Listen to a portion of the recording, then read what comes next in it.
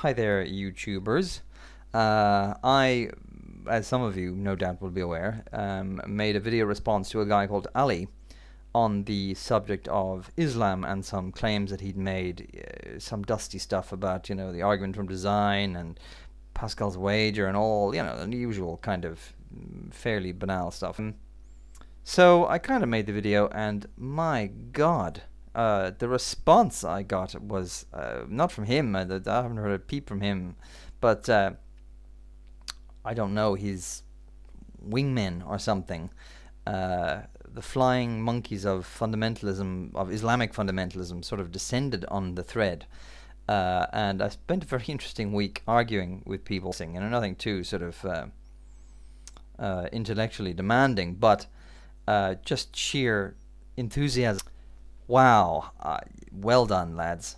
So full marks for enthusiasm, but no marks for content, I'm afraid. In any case, I thought the rest of the community would be interested in some of the responses that I got in the comments, because most of this exchange took the form of comments. So I thought for your edification I would read a few of them, and I thought it appropriate to read them in a southern accent. Apologies to King Heathen.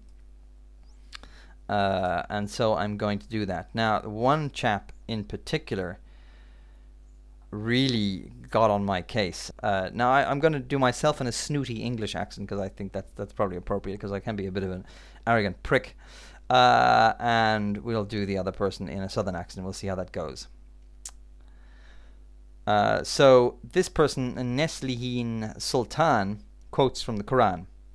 This because they profess that they have attained to faith, whereas inwardly they deny the truth, and so a seal has been set on their hearts, so that they can no longer understand what is true and what is false.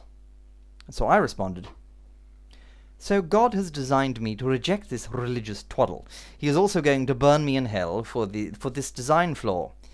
I think we can safely drop the just and merciful from Allah's list of accolades and replace them with batshit insane. To which another chap jumped in, Yahya99, and said, TMA, what you said is exactly what will happen to you, because you are so arrogant and too proud to acknowledge the creator of everything, and too proud and heedless of prostrating yourself to God. He is asking for something so simple, yet you dodge this simple thing, and that's why he will cast you into the hellfire for denying him and his messengers. How can you be certain that God won't cast you into hell for not worshipping Jesus or Jehovah or some variant of Islam you've dismissed? You're surely not so ignorant to consider your particular brand the only version. What about the religions you've never even heard of? How closely have you researched Catholicism, Greek Orthodoxy, or Hinduism? Finally, you need to snap out of the intellectual coma your religion has locked you into and consider carefully the following. Why am I unmoved by the threat you flourish at me? Why do I think it's completely empty and barren? Is it because I'm a bad person, deluded, insane? Besides the fact that none of these states reflect terribly well on Allah, there is the possibility that I am simply enlightened, that I have grasped something you haven't, something your fear won't even let you contemplate. My friend, this is easy. I have done a fair amount of research about all the well-known religions and listened to scholars that converted from Christianity to Islam, and they all come to the same conclusion, that Islam makes the most sense out of the rest of them. I'm going to have to message you personally to say more. Did you watch that video I requested you to watch? The creator's signature? This has some interesting facts that could answer your questions. No, I'm afraid I did not. If I was to watch every video sent by every religious person I argue with, I wouldn't have much time left for anything else. You guys all think you have the truth, when an objective observer can clearly see that you have nothing but a clutch of fantastical BDSM stories of dubious authorship. That said, I occasionally do dig deeper, but only when I'm confronted by someone making a novel or interesting argument. You are not that someone. Your material is frankly very 19th century, if not downright medieval.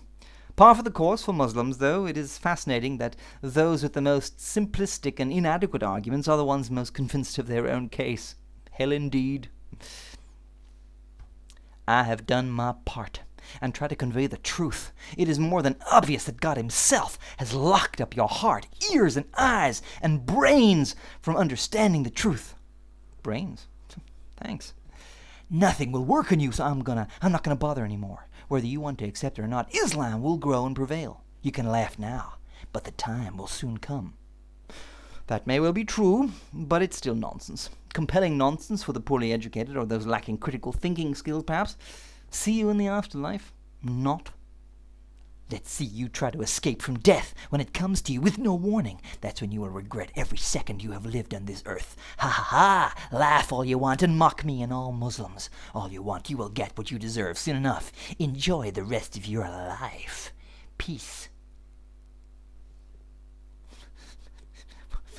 That wasn't very nice, was it? I don't want to go to hell. I don't want to burn for eternity. I don't want to. Just as well, it's all a lot of bullshit then, isn't it?